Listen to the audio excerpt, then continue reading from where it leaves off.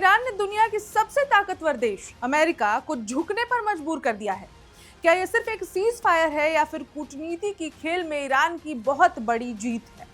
अप्रैल 2026 की शुरुआत में एक बड़ा मोड़ देखने को मिला जब अमेरिका, इजराइल और ईरान के बीच जारी संघर्ष के बीच 2 हफ्ते के सीज फायर का ऐलान हुआ। लेकिन सबसे चौंकाने वाली बात यह नहीं थी कि सीज फायर हुआ है, बल्कि ये थी कि ये सीज फायर वॉशिंगटन की शर्तों पर नहीं बल्कि तेहरान की 10 पॉइंट्स के एजेंडे के आधार पर हुआ। ये साफ संकेत है कि शक्ति संतुलन में बदलाव आ रहा है। तो चलिए ईरान की उन 10 शर्तों के बारे में जानते हैं जिनके बदौलत वो सीज फायर को तैयार हुआ है। नमस्कार, मेरा नाम है ऋचा पराशर और आप देख रहे हैं वन इंडिया हिंदी। कुछ दिन पहले तक अमेरिकी राष्ट्रपति डोनाल्ड ट्रंप ईरान को खुली चेतावनी दे रहे थे, स्ट्रेट ऑफ हॉर्मुज खोलो वरना बड़े सैन्य हमले के लिए तैयार रहो। लेकिन ईरान ने यह दबाव मानने से ही इनकार कर दिया। उसने न सिर्फ अमेरिकी प्रस्तावित अस्थायी सीज फायर को ठुकराया बल्कि अपनी शर्तों के आधार पर 10 सूत्रीय योजना पेश कर दी। यह सिर्फ एक ब्रेक नहीं था बल्कि युद्ध को पूरी तरह खत्म करने का प्रस्ताव था, वो भी ईरान की शर्तों पर। हैरानी की बात यह रही कि ट्रंप ने इस प्रस्ताव को पूरी तरह खारिज नहीं किया। उन्होंने इसे वर्केबल बेसिस बताया और 2 हफ्तों के लिए हमले रोकने को तैयार हो गए उसका ऐलान कर दिया ताकि बातचीत का रास्ता खुल सके। अब सवाल है, आखिर ईरान की इस 10 पॉइंट योजना में क्या है जिसने अमेरिका को बातचीत की मेज पर ला दिया है? ईरान की 10 सूत्रीय योजना।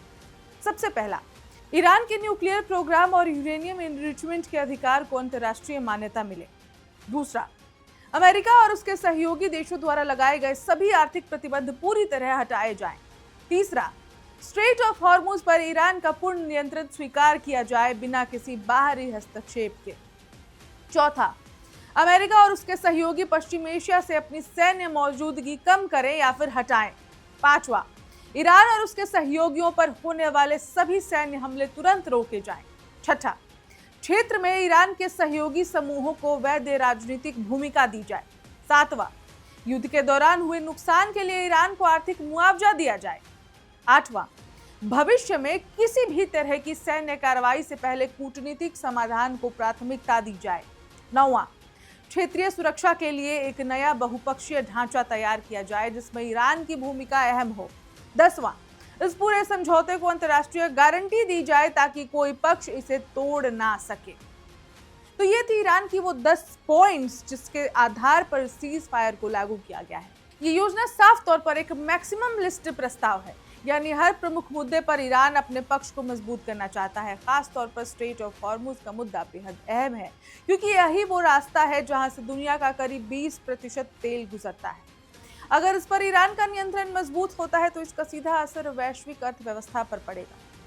अब इस्लामाबाद में बातचीत शुरू होने जा रही है जहां इसी 10 पॉइंट फ्रेमवर्क के आधार पर चर्चा की जाएगी। ईरानी अधिकारी इसे पहले ही रणनीतिक जीत बता रहे हैं क्योंकि उनका मानना है कि उन्होंने सैन्य दबाव को कूटनीतिक ताकत में बदल दिया है।